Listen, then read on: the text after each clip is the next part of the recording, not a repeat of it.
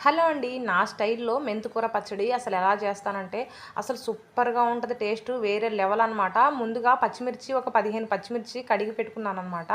అవి చూడండి ఇలాగా మనము బాండీలో అయితే వేసుకోవాలి. అండ్ అలాగే ఒక 4, 5 పండు టమోటాలు, పెద్ద సైజు టమాటాలు ఇలాగ ముక్కలుగా కట్ చేసుకొని, అవి కూడా వేసుకొని, ఇప్పుడు ఏం చేయాలంటే మెంతికూర ఒక 2 కట్టల మెంతికూరని ఒలుచుకొని, ఇంకా తర్వాత నేను కడిగి పెట్టుకున్నాననమాట. కడుక్కొని మొత్తం దాంట్లో వేసేసుకొని, ఇప్పుడు కొంచెం మీడియం ఫ్లేమ్‌లో పెట్టుకోవాలి. మంట అనేది మీడియం ఫ్లేమ్‌లో అడ్జస్ట్ చేసుకొని, ఒక మూత పెట్టేసుకుందాము. మూత పెట్టేసుకుంటే ఆ నీరనేది మొత్తము వెళ్ళిపోవాలనమాట. ఇప్పుడు పచ్చిమిర్చి, టమాటాలు అలాగే ఆకుకూరలో నీరొస్తది కదా! ఆ నీరంతా ఎళ్ళిపోయి, నీరు ఏం లేకుండా చూడండి. ఇప్పుడు నీరైతే ఏమీ లేదు. మొత్తం ఇంగిపోయింది.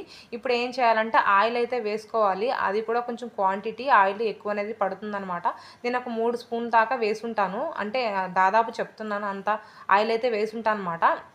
ఇప్పుడు కొంచెం మంట అనేది తగ్గించుకోవాలి. సిమ్‌లో పెట్టేసుకొని, మూత పెట్టేసుకొని కనీసం ఒక 20 నిమిషాలు మగ్గబెట్టుకోవాలనమాట. మధ్య మధ్యలో కలుపుతూ ఉండాలి. మగ్గబెట్టుకోవాలి. ఇప్పుడు చూడండి మొత్తం మగ్గిపోయింది కదా! ఇప్పుడు మిక్సీ జార్‌లోకి అవి వేసుకొని వెల్లుల్లిపాయలు, చింతొక్కు అండ్ అలాగే ఉప్పు వేసుకొని ఇలాగ మెత్తగా మిక్సీకైతే పట్టుకోవాలి. పట్టుకున్న తర్వాత ఇప్పుడు పోపు వేసుకుందాము.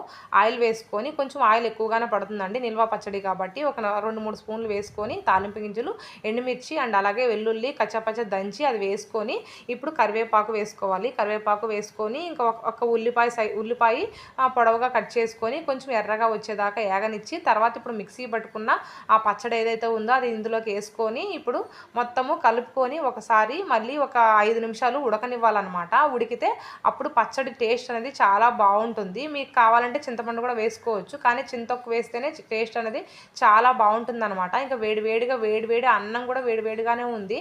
అందులో వేసుకొని అసలు కలుపుతూ ఉంటే కాలిపోతుంది నాకైతే. కానీ అలాగే నాకు వేడి అన్నంలో పచ్చడేసుకొని తింటే అసలు నిజంగా వేరే లెవెల్ అండి. చాలా బావుంటుంది. మీరు కూడా ఖచ్చితంగా ట్రై చేసి నాకు కామెంట్ సెక్షన్‌లో కామెంట్ చేయండి.